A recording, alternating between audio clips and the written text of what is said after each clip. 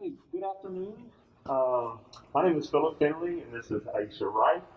We're with the Atlanta Track Club, and the reason why we're here today is to discuss uh, social inequality, social injustice, racial disparities, things of that nature. And the Atlanta Track Club, we felt that it was very important in our community to discuss these issues, especially with leaders like yourselves, who come in contact with the public more so than we do.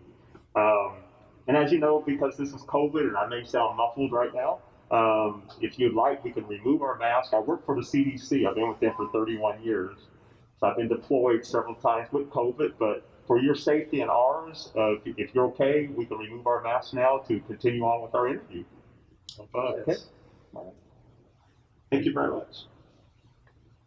So right now we want to welcome the Atlanta Police Chief, Rodney Bryant, and Atlanta Police Foundation CEO, Dave Wilkinson, for your willingness to join us in this common ground conversation, which is very important, not only for the Atlanta Track Club, but also for the Atlanta community as a whole.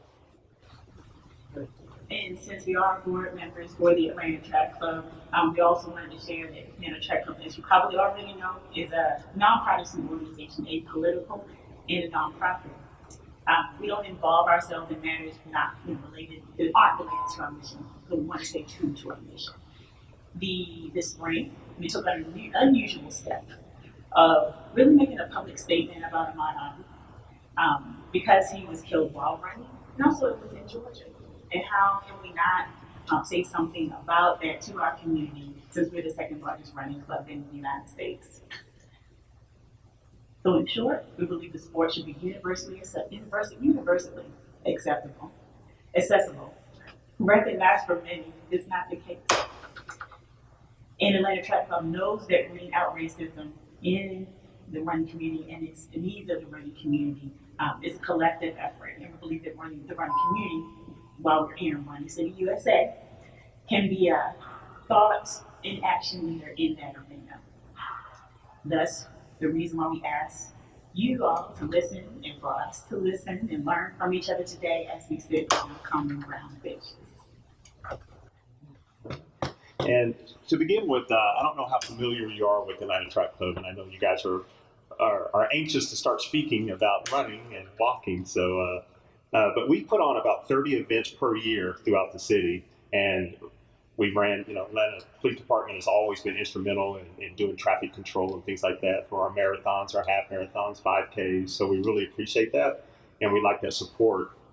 We would be unable to work towards our mission of a healthier Atlanta without this traffic and security that you put on. So our hats off to you and continued support in the future. So on behalf of the running community, thank you for what the APD does and the foundation and what you've done for us for Running City, United States. Chief Bryant and Dave, and I know you studied this, you may want to check your notes, but are either one of you runners or walkers? I do both. I run and I walk, and at sometimes they both look exactly the same. But I do for a number of reasons. One, I think it's very healthy, and secondly, it's just a means of managing stress for me. I've been an avid runner throughout my lifetime. I spent a long career in the U.S. Secret Service, running with President Clinton and others, and so obviously running was a big part of my physical fitness, a big part of what I did every day on the job. Got a little bit lazier about it nowadays, but yeah, running is something I've always enjoyed very much. It gives me either that or riding my tractor where I do my serious thinking, as they say. So did you participate in any of Bill Clinton's activities after running? I know he was into fast food and hamburgers and shakes. And well, that actually wasn't really that true. I mean, that was because I was with him during that time, actually, down in Little Rock when he was governor, and that's when everybody made a big deal. And they had the Saturday Night Live skits about it. And I was with him every day, and I don't think I ever saw him eat fast food. But yet, the reason that rumor started is we would always jog from the governor's mansion and jog to McDonald's. And he was the kind of guy that never met a stranger. So, of course, he would spend the next hour and a half walking around shaking every hand in McDonald's. So it became sort of perception that he was in there eating fast food. So common ground, what does common ground mean to you? And why were you willing to take on this opportunity to speak with us on social injustice, racial disparities. The things, as Aisha has pointed out, that really alarmed us the most was the Arbery case, Ahmad Arbery. Irregardless of the circumstances that led up to it, the fact that he was running and being a man of color, being a person of color, is very, very traumatic. So, what does common ground mean to you today, and what did it mean to you when Ahmad was murdered? I think to me, common ground means just that, us being able to be in a space that we share and feel comfortable being in collectively. Us having this conversation, I think, is vitally important. I think that all of us as a community have an obligation to have those difficult conversations to move us from the place that we are in to be in a better place. And I think athleticism, athletes play a significant role because they reach the voices and the ears of people that we may not be, law enforcement may not be able to reach. And so, or as well, other civic organizations. So everyone has a lane, everyone has an obligation, and all of us have a level of common ground that we can meet there, have those rough conversations, and move to a better place. Great answer. Well, I spent my career as a public servant, and now work for a nonprofit. And our mission is to create a safe city. Our mission is to serve all the people of Atlanta. And, as any public servant, to do good things for the people. That means all people, right? And everyone. And as you can imagine, the vast majority of the people we serve are living in the lower economic areas of our city. And so, common ground to me basically says that we all want the same thing, although sometimes it doesn't seem that. We all want to be safe. We all want to be secure. We all want a safe city. We all want good policing, right? We all want that same thing. And so to me, common ground is about everybody coming together, listening and learning as we're doing today, and making sure that every voice is heard so that we can provide that public service. Okay. In the spirit of learning from one another, just like you said, Chief Bryant, can you tell us a little bit about the Atlanta Police Department and some of the stats around its diversity to help us learn a little bit more about what you do? Absolutely. I think this is the diversity of the Atlanta Police Department is one of our proudest achievements. The city of Atlanta itself is predominantly 50% people of color. Police department mirrors that with us being 58% people of color. We can improve in areas of our female recruitment. Right now, I think we are just a little below 20%, but our command staff, if you take a look at it, is more in line with how our department is aligned. On an executive command staff, there are 7 of us, 2 are women, both one white, one black. And so I think that we do a very good job of trying to mirror the community that we serve. That's great. Thank you for sharing that. Okay. Keeping on the spirit of sharing and learning about the AED, before we get into some other questions, tell us a little bit about 21st century policing. Wow. 21st century policing, I think, was a great step for President Obama to actually make all police department out of 18,000 plus police departments in the country come to a level of commonness, that common ground, that we have a level of standard that we can operate from to actually partner and be better partners with the communities that we serve. Out of the 6 pillars that exist there, I mean, there's no one. I thought that all were quite important, and I mean, there's no one that you couldn't to say this was more important than the other. To include the technology. Technology plays without that being in the 21st century policing task force report, we could get left behind. Our society is moving leaps and bounds as it relates to technology. If you don't tell police departments how important that is to staying abreast of what your society is doing, because I mean, we have to, prior to, I've been doing this 31 years. Prior to now, The greatest achievement in my prior to me coming on the police department was the radios in the car. And then prior to that, it was the car itself. So we moved slow in technology. And so I thought that it was important that would be in there. But he also talked about our level of transparency. We have to be. There's been historically, police departments were cloak and dagger. We kept up a wall of silence. How we did things was our way, and we didn't share it unless we absolutely had to. Now, police departments recognize that those days are gone. We have to be very transparent if we want to elicit the trust of the community that we serve.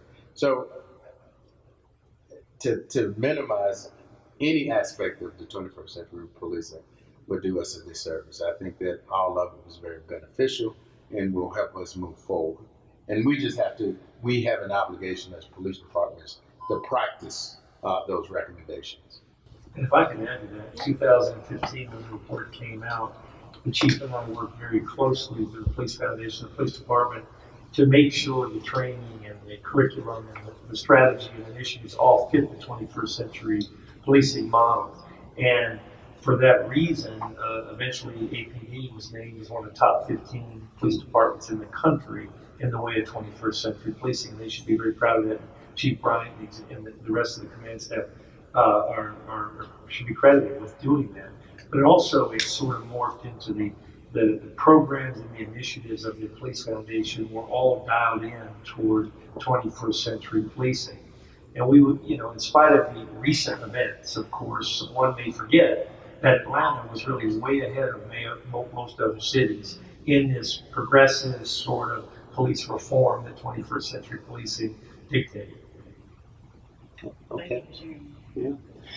In light of that, the first question that comes up on many people's minds, of course, is training. I know you probably spend a great deal of time talking about training. But as I segue into training, one thing, I lived in New Orleans for 3 years, and you know more about their police force than I do, but it seemed like one of the things that helped bridge the gap between the police and the community at that time, I believe they gave incentives for officers to stay in the communities that they police, and they saw a reduction in crime. I don't know what type of incentives or how it worked, but don't know if they do that here in Atlanta as far as like providing incentives for example, if an officer is white and he lives in Alpharetta and he's working in Southwest Atlanta, he probably doesn't identify with the posture of an African American male or female, or may see them differently, how they walk or how they communicate. And so just keeping those things in mind, as far as like his training and cultural sensitivities, or what he or she was brought up seeing or hearing as a young adult in the Atlanta area or in Georgia. As far as training is concerned, are there cultural sensitivity trainings? I know you're going to say yes, but is there a step further? Is there annual trainings or biannual dealing with cultural sensitivity? I lived abroad for 3 years in Nigeria. Before I lived in Nigeria, one of the roughest places in the world, I had several hours of cultural sensitivity training, how to respond, not to go out after 7 o'clock, things like this. Because it's a dictatorship for many, many years, so it's a very rough place to live. But just with that in mind, how is that training? How is that paying off here in Atlanta with white police officers and black police officers coming together to understand cultural sensitivity? Absolutely. So you hit on 2 points that I'm certain that Dave and I have a wealth of information to give you. You'll be here all day about it. I'll do the training part, and then I'll segue on the initiatives of the officers being here. Our training, the Atlanta Police Department give over 800 hours of training. The state requires 400, so we're twice what the state requires. And then we're adding on to that training just based on the most recent developments, as we see that there's always room for improvement on what we're able to do. Implicit bias, cultural awareness. We do all of those different levels of training, to include having our young officers, as well as some of our supervisors. In every training that we have the ability to go to the Civil Human and Rights Center downtown to get training. And we're redeveloping some training there currently as well, so that we can give the Atlanta police officers that are going out in these streets the best level of training as we can. And now we can't change the heart of anybody, but we can do our best by educating them on how they should act and how they should treat people. I think that it's important that our officers live in the city as well. I think that it does something different. I've lived in the city my entire career. I've lived in the city most of my life, but I've lived in the city my entire career, and I think that it does help because you know the people that you're policing. You have an understanding. You bump into them into the grocery stores. You go to the same schools. So it is significant. The foundation has helped us bridge that gap because that's not always been the place. The status of our police department, many of our officers lived outside of the city, but in partnership with the foundation, coming up with locations and ideas on how do we change that narrative? How do we get officers more into the city? What incentives can we give them? And so partnering with Dave and the foundation, we were able to do a number of things to improve upon that. Great answer. And that's a great question. And if I could just expound a little bit on it as well, then training certainly is the thing that is talked about most prevalently in these conversations about police reform, and that is critically important. Obviously, when someone fails to comply, the de-escalation training these officers receive means everything, right? How they deal with that situation. And obviously all the cultural awareness and all the stuff in there is huge, important part of that. But it can't be just part of that, right? I mean, it can't just have that training. They've got to have that de-escalation training. So when the guy refuses to do everything you told him to do, what next, right? And so that's the tough thing for police officers. And Chief Bryant certainly knows a lot better than I do. But what I was going to say is, but the thing it's talked less about is the officers living in the community. And I would argue that the two things that are probably the most important topic of conversation, police reform, is the first one that the chief talked about, which is demographics, making sure your police force, mirrors the community they serve. The police department has checked that box long ago and is very dedicated and committed to making sure that continues to even get better. But officers living in the community, if you look across this country, every major urban city in this country, that is the one common denominator with police reform, and that is you have a city where most of the police officers live outside the city, and they drive into the city to police the city, they don't live in the city. So that's something through the Secure Neighborhood Initiative that Chief Bryant mentioned, we've been working on for a few years now, and that is getting more and more police officers to live in the community they serve. Where we sit right now is called English Avenue. At one time, it was the most crime-ridden neighborhood, arguably, in the southeastern United States, the drug capital of the southeastern United States. There's been a lot of transformation efforts in this community. Crime down in this community since we began the efforts here 3.5 years ago, is down by over 40%. Now, a big part of that is, police efforts, cameras, a lot of other things. But make no mistake, the police officers living here in the community through this program is absolutely the thing that we are the most excited about. As you look across the street, every one of these homes right here are owned by an Atlanta police officer. Good. Right? Good. And so we even then went back to the point, and as we acquired land to where we could build 2 or 3 homes, we would actually build homes for a resident, a police officer, a resident, so that it wouldn't just be all cops living there, right? But to think about, though, for these officers to show the commitment to live in this community the way these guys have had, right? That shows a commitment, right? Sure. Now, because this is not easy, right? This is a challenged community. It has been a challenged community. So every one of those guys should be credited and applauded for living in this community. And under the chief's leadership, that's going to continue. More and more of these guys living in these neighborhoods. And that will go, to me, that will go as far as any other police reform we have, as far as changing the relationship between the community, the police officers and the community they serve. I would agree. I went to school in Surrey, went to Clark Atlanta University. I'm from Baltimore, Maryland originally, and I actually lived in my neighborhood. There was a police officer there. Baltimore has a very interesting history when it comes to police, just overall history of Baltimore. So just thinking about the training that you mentioned before, and other cities and all, some of the great things that you have done here, how you share your best practices and things that have been working. You know, it might not be fully baked, but how you share with other cities and their police departments. Absolutely. So we have conversations with a number of different police departments regularly. I mean, once a week, if not more. I'm sharing ideas and thoughts with other police departments throughout the country, and through other organizations throughout the world on what our best practices are. After that, you have those conversations, you realize that police departments aren't that different when you go from one agency, one city to the next. Sure. Some people are doing certain things better, but the issues may be the same. And so those conversations afford us the ability to always take in the best practices, and those that we think are deemed to be working in those areas, we bring it in, we train on it.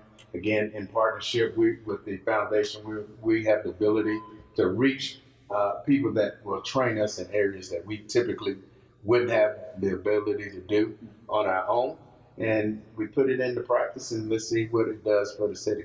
I think that the number of things that we've been able to do has really been beneficial.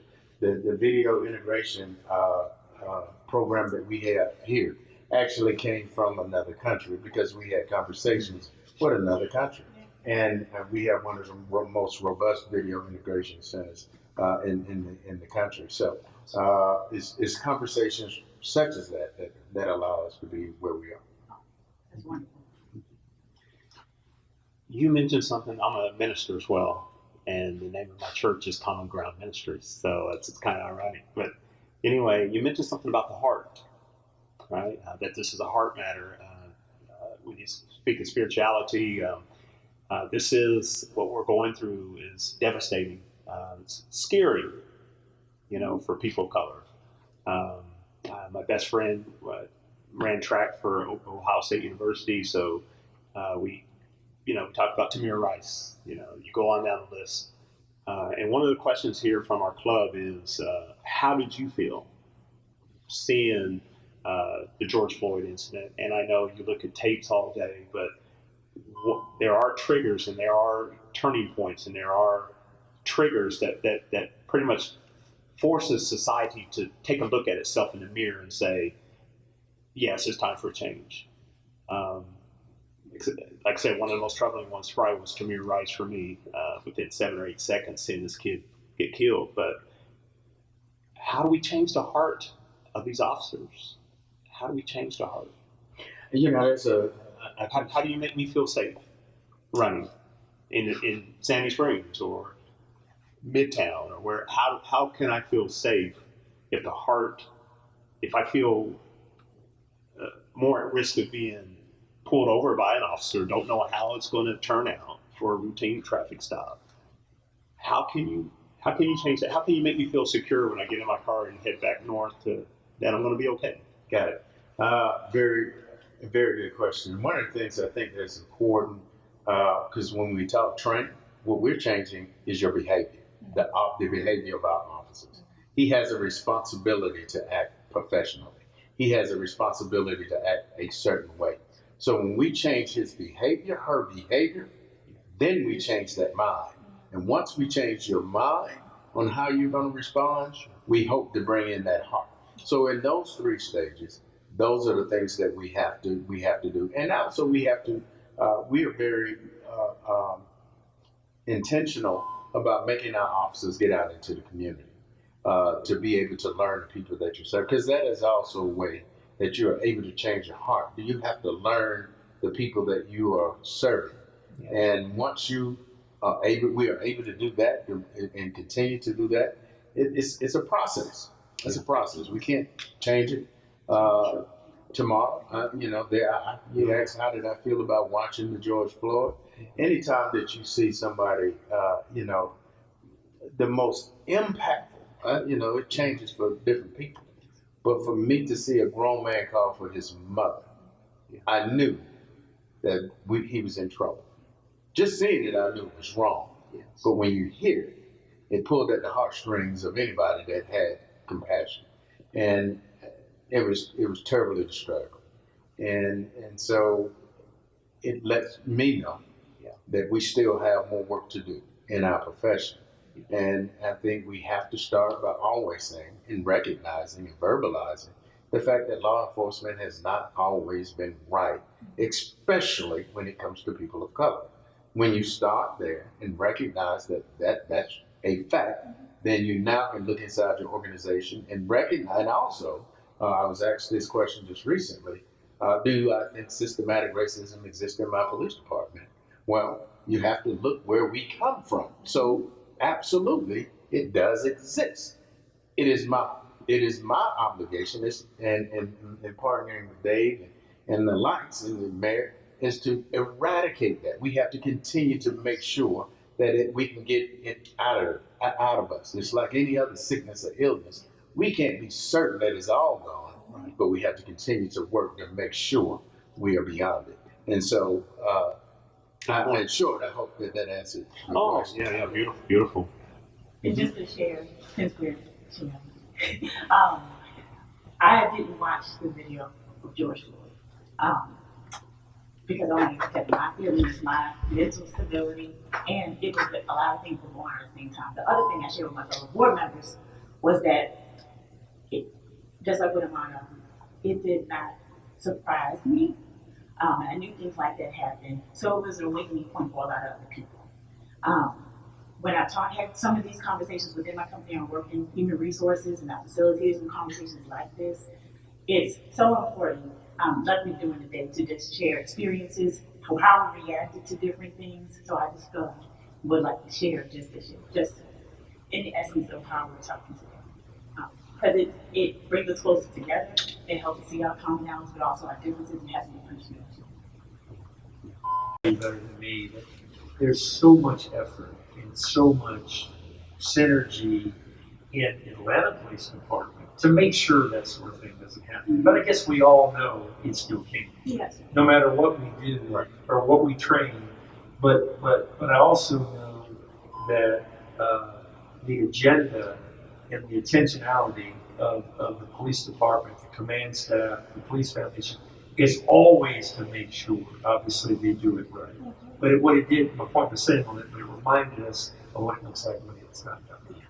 And when it's really done bad. Yeah. And it just reminded us why what we're doing is so important, to make sure we're doing it right. Yeah.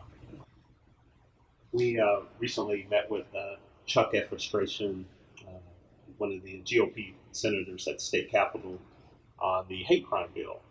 And one of the questions we asked him was, what took so long, number one, and then number two, why would it take a murder of Arbery for the bill to pass? And he said, without getting emotional, he said that across the aisle, that this bill sat for several months or maybe even several years. They said it took a major incident, it took someone to die to get the approval of both Democrats and Republicans to touch the heart in order for that bill to pass. And here we're, the state of Georgia, I think there's only like 4 states now that doesn't have a hate crimes bill or an anti-lynching bill. I mean, it's asinine, it's backwards. So once again, I applaud you. You have a lot on your shoulders. I'm keenly aware of that now. And speaking of the heart, everything you're saying is coming from the heart. Makes me feel a little bit better. I'm almost home now. I'm almost smiling on my way. I can picture myself with a smile on my face now. But this is a heart matter. And seeing these events, I mean, we're sitting here today on Thursday, but we don't know what the weekend's going to bring. Yeah, it goes back to what Dave said, is we work so hard every day to make sure that we get it right. And we, in an instant, somewhere across all our good works here in Atlanta, all our work that we do to build trust and legitimacy and establish strong partnership, because of an incident that happens somewhere across country, fragments it here and requires us to do so much work. But again, and I think that it's important that I clarify the conversation around systematic racism, especially when I'm speaking of my own agency. I don't want it to be perceived that I think that we are blatant racist in our police department, because far from it. But when you're talking about a systematic problem, we're part of a system, and then so absolutely there's systematic issues within my department because we're part of a larger issue. And it was here before all of us. Everybody, I think I'm probably the third or fourth person with the most time on my police department, and it was here before us. But along the way, we've done a better job of eradicating it out of our department. Does it exist? Yes. But to the same extent that it was years ago, absolutely not. I think that everyone has come before me, has worked very hard to make sure that it was, and had taken significant strides to eradicate and demolish that system. And again, like I said, with strong partnerships like Dave and the Foundation, allowing us to get the training that the generations before me did not get, is part of that dismantling of that system. I think it's important too for your members to also understand the statistical analysis of all of this to a certain degree. And so, the Chief's probably seen these numbers as well, but last year, for example, the Atlanta Police Department had roughly 1.4 million 911 calls. So they responded out to an incident. And as our good friend Chief Turner used to say sometimes, when people call us, they're not calling us to their birthday party, right? When we show up, there's already somebody's been hurt, somebody's in an argument, somebody's fighting. I mean, it's already a very tense situation. Well, last year, so a picture they've gone out 1.4 million times, if not more, and they only fired their weapon. The entire 2,000-man police force only fired their weapon 10 times. So 10 rounds were fired in an entire year, basically by the police department. The year before, it was only 6 times. So I guess what I'm saying is it's important, I think, in context to understand that as well. Now, that doesn't really address all the different other things, obviously, of course, but I think it's interesting to put that in context as well, because somebody had asked me that, I would have probably assumed they probably fired their gun 50, 60 times, a million, but think about it, 1.4 million times they went out, they fired their gun 10 times. So I think it does show once again that Atlanta does a great job, but like any big urban city police department, there's always a whole lot of work to do. Absolutely. I think that was a significant step to share even this week and what's going on in the work we're on in that case. So I appreciate that. I lived in Philadelphia from 1990 to 93, and at that time, it was one of the safest big cities in the nation. I don't know how they did their data, but I do know, I could get on SEPTA in the middle of the night and, come from a baseball game or, come from a hockey match or whatever and feel perfectly safe in downtown Philadelphia, which was the 4th largest city in the nation at that time. Yeah. What can the club do? What can we do better? What can the Atlanta Track Club do better, right? As far as like our brand, our label, and how can we bridge that gap with the Atlanta Police Department? Once again, we've had a 5K event that was canceled mainly because the uneasiness of our heart towards the Atlanta Police Department. And so we want to get back to that again. And we know it's going to take time, but what can we do better in the meantime to regain that relationship back again with the Atlanta Police Department? I think it's like with any relationship, we have to be able to talk to each other, communicate with each other, talk about our good and our bad, and walk away recognizing that we have a common ground and a goal in common, and that's to always be in a better space. But if we're working to pulling our rope in the same direction, we can't help but strengthen our relationship. And so I think it's conversations like this, we begin here, and continue to have strong dialogue. And I would add to really make sure your membership understands that good policing and police reform and the issues with the protests and everything right now are not dissimilar. And In other words, everyone wants the same thing here. We want good policing, safe communities, and that's what the Atlanta Police Department, that's what the Atlanta Police Foundation is after, right? So it's coming together, providing safety and security for every resident of the city of Atlanta, making sure that everybody feels safe, and and at the end of the day, I think making sure your members understand that that's what the police foundation, the police department's number one goal is, right? And so, is there going to be some ugly incidents from time to time throughout history? Of course, there will be. I mean, to think that there'll never be another incident like that is probably, not real. But at the end of the day, to know that this police department and this police foundation is wholly committed to that, wholly committed to making sure the police reforms are there, that the Atlanta Police Department stays far and above and past any other police department in this country in those police reforms. And by working with members of the Atlanta Track Club, we can get there. Whereas if the Atlanta Track Club decides to push us aside and don't have those conversations, then obviously we'll never get there. And that, I think that's the thing we could really use most benefit from the Track Club. I know Aisha is going to ask the next question, but to echo that, one thing that's important to all of us in the club is we all agree that every Saturday when we put on our running shoes, it doesn't matter if it's 20 degrees or 100 degrees, but when we're out on Saturdays, running with our club, it's a safe place for us. For those 1 or 2 hours that we're together, sharing water, drinks, or whatever, it's a safe place for us.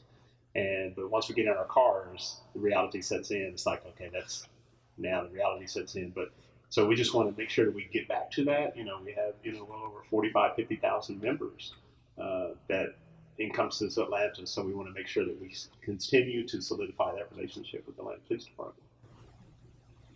To follow on with our sense of community, in light of social injustice that's happened in our country, one of the things that's really stuck out, at least for the Atlanta Track Club, is embracing the phrase Black Lives Matters. And as we've adopted that as a part of our mantra to go forward, having these common ground conversations, because we believe in a more diverse America, so supporting how that looks for everyone. And how does the Atlanta Police Department feel about that statement, Black Lives Matter? I think it's quite evident that we truly believe in the statement that Black Lives Matter. You can see it by the work that we do. And also understand from where we come from. The city of Atlanta itself deems itself to be the cradle of the civil rights movement. So we're in support of any organization that is for the betterment of other people. Sure. So we support. We're in support of any level of peaceful protest. Our officers, contrary to what people may believe, when we are out there for peaceful protest, we're there to protect those people. And that's why those officers are there. And a number of them are there regardless of what their hearts may say, a number of them are very much in line for any injustice that may fall upon us.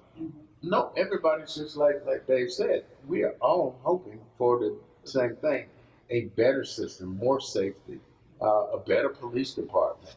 So we're very receptive of the term. That's good to hear, and I'm not surprised.